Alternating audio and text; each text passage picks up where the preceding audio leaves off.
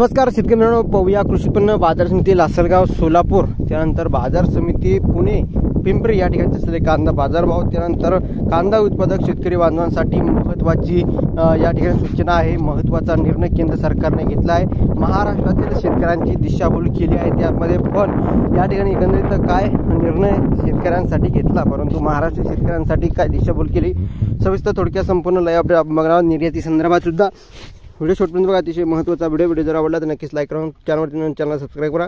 महाराष्ट्राच्या कांद्याला ठेंगा, बंगळूरच्या कांद्याची एक्सपोर्ट ड्युटी माफ 40% निर्यात शुल्क माफ करण्यात आलेला आहे। बंगळूरच्या कांद्याला कर्नाटक बंगळूर या ठिकाणच्या कांद्याला हे माफ करण्यात आलेला आहे।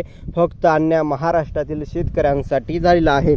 बघू शकता, भारत देगुडे अध्यक्ष महाराष्ट्र कांदा संघटना, केंद्र सरकारकडून महाराष्ट्रातील कांदा उत्पादक शेतकऱ्यांशी सतत या ठिकाणी भेदभाव सुरू आहे। आधी का फक्त महाराष्ट्रातील कांद्यासाठी ही भेदभाव आहे।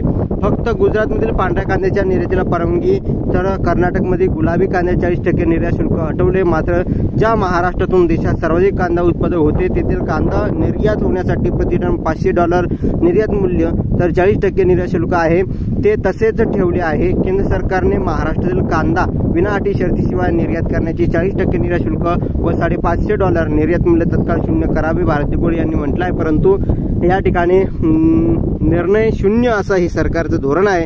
निर्णय झालेलाच नाही, ते बंगळूरसाठी आहे। केंद्र सरकारच्या या निर्यात धोरणामुळे शेतकरी मेटाकुटीत आलेला आहे। त्यानंतर कृषी उत्पन्न बाजार समिती लासलगाव दिनांक 31 मे 2024 शुक्रवार रोजचे बाजारभाव, 10 नगांची आवक आहे। उन्हाळ्यासाठी 10 नगातून 200 क्विंटलची आवक झाली आहे। बाजारभाव रुपये प्रति क्विंटल प्रमाणे बघितलं तर उन्हाळा कांदा कमीत कमी 700, जास्तीत जास्त 1790, सरासरी 1500।